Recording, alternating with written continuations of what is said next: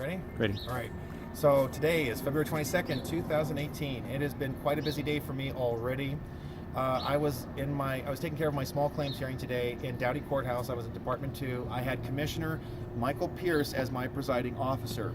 I was really surprised my case was adjudicated fairly quickly, unlike with the criminal matter where I've usually had to wait 3 hours before my hearing comes before a judge.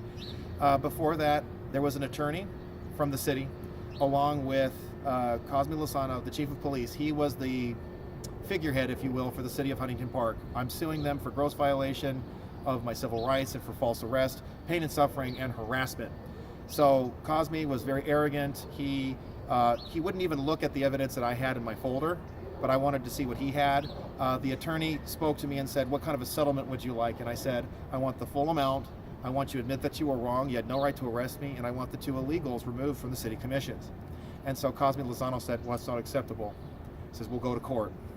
Of course, everybody pretty much figured that the city wasn't going to settle because, regardless of the moral background, cities don't want to be open to easy lawsuits very well. But this city certainly deserves the scrutiny and deserves the civil prosecution. So, like I said, the presiding officer called me up very quickly. I stood on the plaintiff's side, and then there was Cosme Lozano. He had very little evidence. He had the rules of decorum, he had the government code, and then he had a CD. That's it. Me, I had statements of declaration. I had the minutes from the June 6th meeting, which were fraudulent. I also had the government claim, which I had filed. I also had a copy of the minutes, which I had mentioned. I also had, and I also filed Brady violations against the attorneys. But the most treasured aspect of my case is that I had 14 witnesses. 14 witnesses, and they all got to sit in the jury box.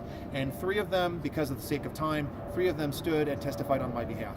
Rudy Cruz, Robin Vidston, and Gary Galino. Robin and Gary had recorded the meeting, and their videos I had submitted as evidence along with my own and along with the official video, the Granicus video for the city of Huntington Park. So I had extended statements prepared. It was a bit rough going for me at first. It's a little challenging for me to stand and read a piece of paper, but I was able to get my firm footing. The judge joked with me and said, take a deep breath, everything's going to be fine. I read the extended statement. I talked about how I attended a meeting I have a right to per the Ralph M. Brown Act. I also mentioned how other people were being loud, disruptive, and noisy and disrespectful. I pointed out how individuals were harassing me, trying to get me thrown out of the meeting. I talked about how the mayor went with the words of the people in the audience rather than issuing a formal warning herself. There was nothing to justify it. She had lied on the minutes. The council lied on the minutes.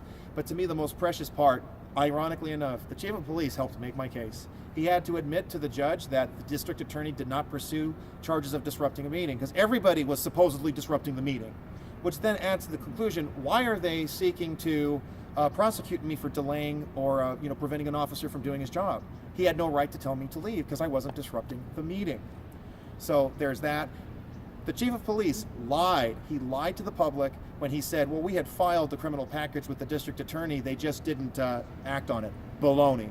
They didn't file until I filed my lawsuit. And the district attorney can attest to that without a doubt. I even called the DA's office. When Cosme had to explain to the judge what I did that was disruptive, he couldn't do it. He had no explanation. He had nothing to say. It was astonishing to me how he lied to the judge.